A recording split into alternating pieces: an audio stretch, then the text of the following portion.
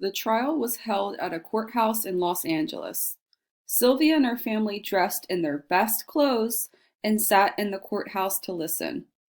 The hearing lasted 5 days. Each day, Mr. Marcus called to the stand parents from different districts in Orange County and the superintendents from each district too. On the first day, Mr. Kent, the superintendent of the Garden Grove district, was questioned. He said that he sent children to the Mexican school to help them improve their English. That is a lie, thought Sylvia. Her English was as good as the English of any of the children at the Westminster school. Do you give the children any tests? Asked Mr. Marcus. Mr. Kent claimed he did. We do so by talking to them. That is another lie. Sylvia wanted to yell. No one had questioned her. They rejected her from the Westminster school without asking her a thing.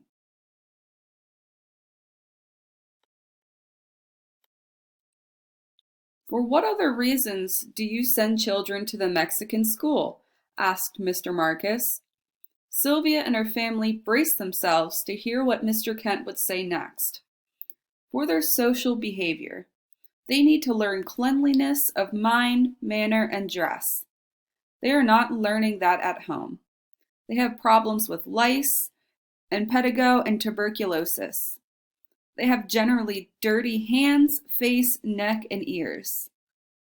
The Mendez family and others in the courtroom stared at Mr. Kent in disbelief. What he was saying was not true. It was degrading. How many of the 292 children at the Mexican school are inferior to whites in personal hygiene? Asked Mr. Marcus. At least 75%. And in their scholastic ability? 75%. In what other respects are they inferior? In their economic outlook, in their clothing, and in their ability to take part in the activities of the school. Do you believe that white students are superior to Mexicans in the respects that you have mentioned? Yes. And is one of the reasons they are being segregated? Yes. Time and time again, Mr. Mendez had asked, why can't my children attend the Westminster school? Now he had his answer. On the second day, Mr. Marcus called to the stand a 14-year-old student from the Mexican school in El Moderna. Her name was Carol Torres. She spoke perfect English. It was clear that she had not been sent to the Mexican school because she had problems speaking the language, as the defense lawyers claimed.